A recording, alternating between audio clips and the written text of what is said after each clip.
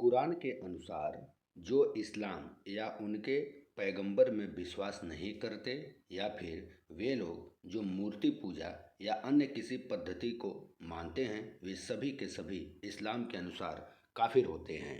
कुरान के अनुसार जो इस्लाम या उनके पैगंबर में विश्वास न करे या न माने, मूर्ति पूजा या अन्य किसी पद्धति को माने, उसे जीवित रहने का कोई हक नहीं होता। यहूदी ईश्वर को महोवा कहते हैं और उनकी पूजा करते हैं। पारसी ईश्वर को असुरा कहते हैं और उनकी पूजा करते हैं। हिंदू परब्रह्म कहते हैं और उनकी पूजा करते हैं। यहूदी के गुरु मूसा हैं, पारसियों के गुरु दाऊद हैं, ईसाइयों के गुरु ईसा मसीह और हिंदुओं के गुरु वेद व्यास जी हैं।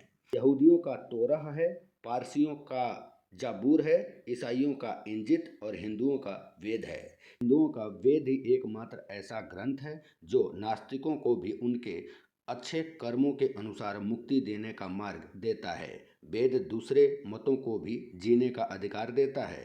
कुरान नास्तिकों को और दूसरे मतों को जीने का अधिकार तक नहीं देता। दूसरे मत वाला या नास्तिक अल्लाह, रसूल, कुरान और अरबी संस्कृति के रीति रिवाजों की गुलामी स्वीकार नहीं कर लेता। कहते हैं कि कुरान में लिखा है कि काफिरों का कत्ल अल्लाह करता है। कुरान आयत 8 के 17 और 18 दोनों में लिखा है कि तुम्हें काफिरों का कत्ल नहीं किया है, अल्लाह ने उन्हें कत्ल किया है। काफिर एक अरबी शब्द है जिसको लेकर मुस्लिमों और गैर मुस्लिमों में विवाद होता रहता है। इस्लाम के मुताबिक हर कोई काफिर है। काफिर काफिर सिया काफिर के नारे लगे थे पाकिस्तान में, लाखों ने नारे लगाए थे। सिया सुन्नी दोनों के लिए अहमदिया काफिर, वोहरा सबके लिए काफिर, पैसे वाले मुसलमान के लिए पसमंदा काफिर, मोहम्मद के फॉलोअर्स के लिए कुरैश काफिर, पाकिस्तानियों के लिए तालिबान और तालिबान के लिए पाकिस्तानी काफिर, सीरिया और कतार के ISIS वालों के लिए UAE, दुबई, कुवैत सब काफिर। पहले ये तो आपस में निपट लें तब आगे समझा जाए। कुरान में तो गैर मुस्लिम को इंसान ही नहीं समझा जाता। इनके मजहबी किताब में लंबी लंबी छोड़ी गई हैं और ये भी कहा गया है कि जो भी इस पर सवाल उठाए उसे तुरंत कत्ल कर दो। कत्ल करने का तरीका भी बताया गया है। अब एक बार एक इंसान जंगल में गया, उधर उसको एक लकड़बग्घा मिला। उसने लकड़बग्घे ने उस इंसान से बोला कि मैं तुमको खाऊंगा। उसने बोला कि संविधान की धारा 21 के तहत मुझे जीने का अधिकार है। लकड़बग्घे ने कहा, हम संविधान नहीं मानते, हम तो जंगल की किताब मानते हैं। चूंकि तुम लकड़बग्घा नहीं हो इसलिए तुम काफिर हो। तुम जंगल की किताब मानो या न मानो, उससे मुझे कोई फर्क नहीं पड़ता। वो काफिर साहब लकड़बग्घे के पेट में चले गए। 1947 के बाद जब हिंदुओं की परिभाषा गढ़ी गई तो उसमें सिख, जैन, बौद्ध, हिंदू सब शामिल कर लिए गए। मतलब सारे के सारे काफिर एक साथ आ गए।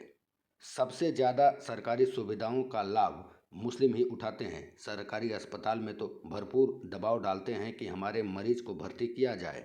लगे तो हुड़दंगा भी मचाते हैं। उधर 10 रुपए की पर्ची कटाने के बाद बिस्तर, जांच, दवाई लगभग सब के सब मुफ्त। मरीज के ठीक हो जाने पर भी वो एक दिन एक्स्ट्रा रुकते हैं। इसको मेडिकल जिहाद भी कहते हैं।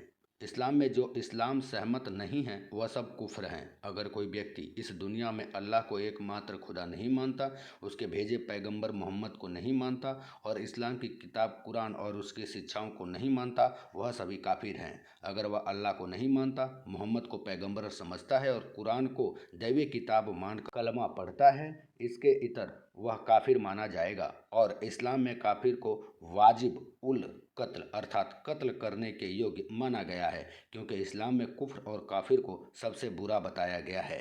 यही काफिर का वास्तविक अर्थ है जिसे छुपाया जाता है और दुनिया में फैले इस्लामिक आतंकवाद की असली जड़ है।